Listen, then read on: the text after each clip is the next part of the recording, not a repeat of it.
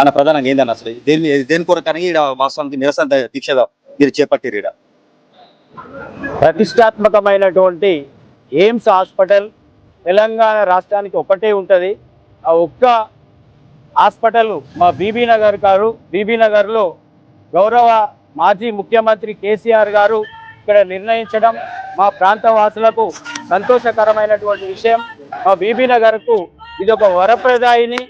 ఇలాంటి ఎయిమ్స్ మా బీబీ నగర్లో రావడం వల్ల బీబీ నగర్ ప్రజలు సంతోషించిండ్రు. కానీ ఆ సంతోషం ఎక్కువ కాలం లేకుండా ఈరోజు ఏదైతే వరం అనుకుంటున్నామో అది శాపంగా మారినటువంటి పరిస్థితి ఉంది. మరి ఏదైనా సంస్థ మరి ఎక్కడైనా ఏర్పాటు చేస్తే అక్కడ ఎవరైతే భూములు ఇస్తారో వారు ఇప్పుడు కాలుష్యం మా బీబీ నగర్కు టన్నుల కొద్ది కాలుష్యం వస్తుంది. చెత్త చెదారంతో పాటు మా భూగర్భ జలాలు కూడా కలుషితం అవుతున్నాయి.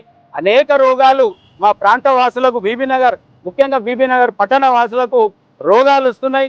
మరి ఇంత త్యాగం చేసినటువంటి బీబీ నగర్ వాసులకు మరి సహజ న్యాయ సూత్రాలు కావచ్చు, రాజ్యాంగం ప్రకారం ఎవరైతే డిస్ప్లేస్మెంట్ అవుతారో, ఎవరికైతే త్యాగాలు చేస్తారో వారికి ఆ సంస్థలో జాబులు ఇవ్వాల్సినటువంటి అవసరం ఉంది. కానీ ఇక్కడ జరుగుతున్నటువంటి తంతు లోకం మొత్తం చూస్తుంది. పిల్లి కళ్ళు మూసుకొని పాలు తాగుతున్నట్టుగా ఎయిమ్స్ సంస్థ వాళ్ళు మరి కాంట్రాక్టర్లకు అవుట్ సోర్సింగ్ ఏజెన్సీలు చేస్తున్నటువంటి అన్యాయాలను ఎందుకు సాగిస్తున్నారో అర్థం కావడం లేదు. వాళ్ళు లోపట మరి ఉద్యోగాలు అమ్ముకుంటున్నారు, స్థానికులకు ఉద్యోగాలు ఇవ్వలేదనేటువంటి డిమాండ్తో మరి ఈరోజు మేము గత 3 రోజులుగా గ్రామంలో తిరిగినాం. ఈరోజు శాంతియుతంగా ధర్నా చేస్తామని చెప్పి ఇక్కడికి వస్తే అనేక మంది పోలీసులను మోహరించి కనీసం టెంట్ వేసుకోకుండా మరి లోపలికి పోయి మనం వినతి పత్రం ఇద్దామన్నా కానీ ఇవ్వకుండా అదే చేస్తున్నాం. మేము డిమాండ్ చేసేది ఒకటే, మా బీబీ నగర్ గ్రామ వాసులకు 80% ఉద్యోగాలు ఇవ్వాలి. అన్ని రాష్ట్రాల్లో కూడా జీవోలు తీస్తున్నారు, శాసనాలు చేస్తున్నారు. కానీ ఇక్కడ మాత్రం ఎయిమ్స్ లో అమలవుతలేదు. దీని మీద నిరసన తెలియడానికి శాంతియుత దీక్ష చేయడానికి వచ్చినాం. కానీ మళ్ళీ అవకాశం లేకుండా మరి వాళ్ళ తప్పులను కప్పిపుచ్చుకోవడానికి అని చెప్పి పోలీసులను మోహరించి ఇక్కడ చేస్తా ఉన్నారు. వాళ్ళు కనీసం కేంద్ర ప్రభుత్వం ఆర్టీఐ చట్టాన్ని కూడా గౌరవిస్తలేరు. మేము ఆర్టీఐ కింద గతంలో చాలా సార్లు అడిగినా మరి అదేదో దేశ భద్రత చట్టం కింద వస్తుంది అన్నట్టుగా క్లాజులు పెట్టి మరి జవాబులు ఇవ్వట్లేదు. మరి వాళ్ళు 2 లక్షలకు 3 లక్షలకు అందిన కాడికి 5 లక్షలకు మరి ఉద్యోగాలు అమ్ముకుంటా ఉన్నారు.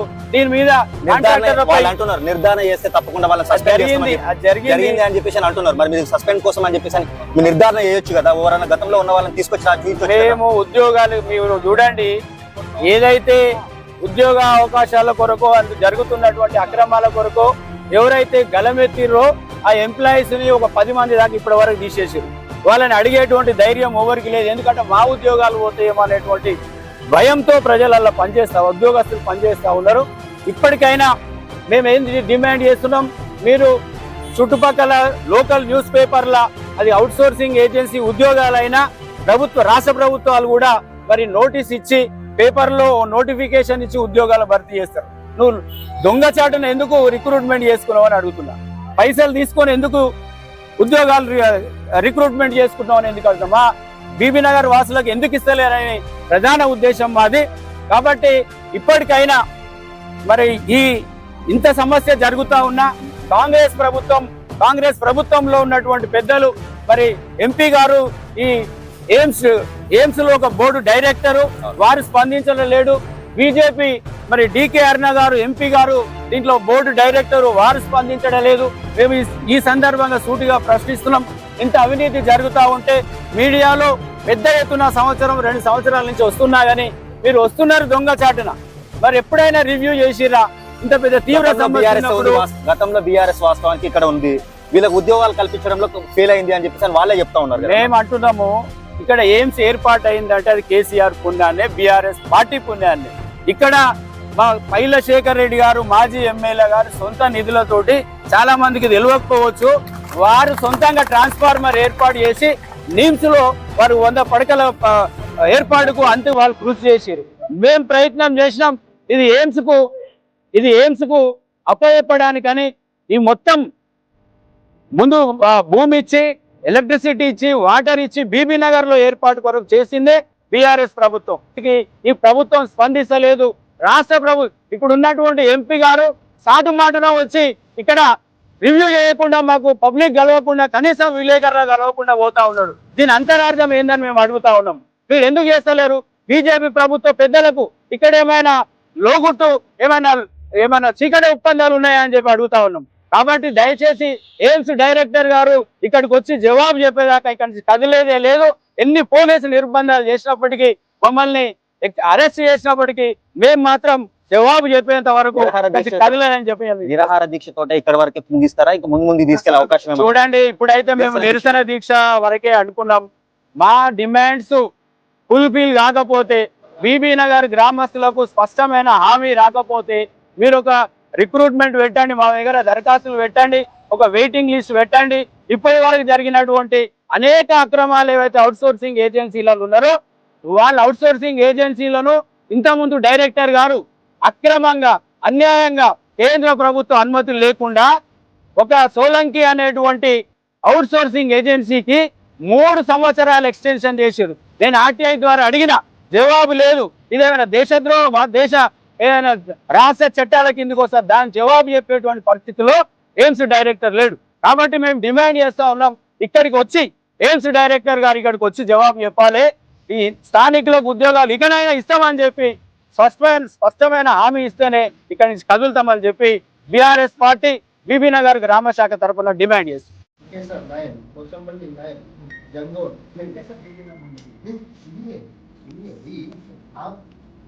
That doesn't mean that local मतलब को बिल्डिंग करके लोकल है क्या? नहीं है ना, बिल्डिंग करके लोकल है।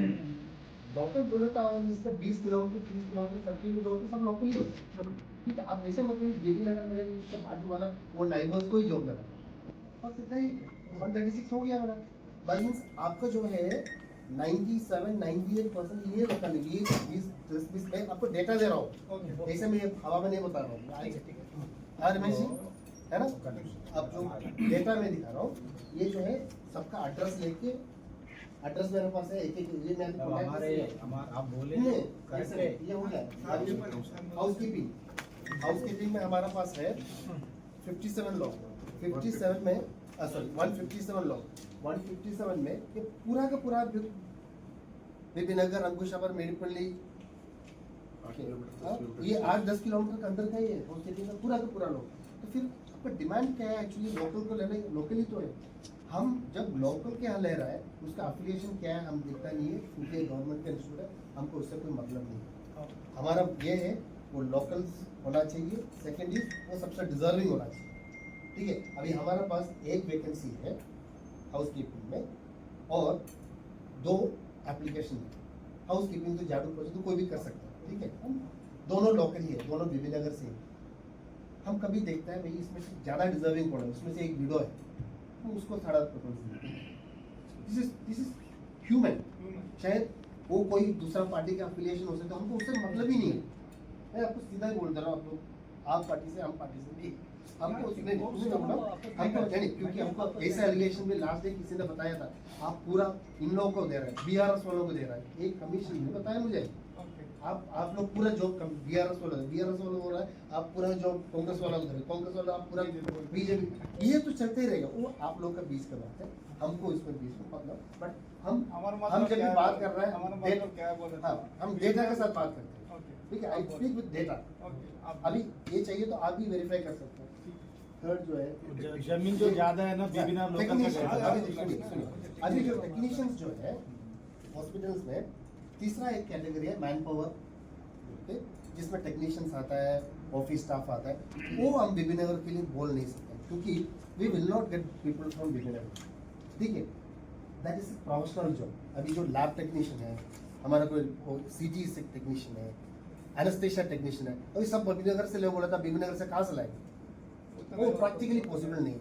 तो ये एक कैटेगरी छोड़ के बाकी दोनों कैटेगरीज हाउसकीपिंग सिक्योरिटी में हम 100% पॉसिबल वही करने के लिए सोच रहा हूँ।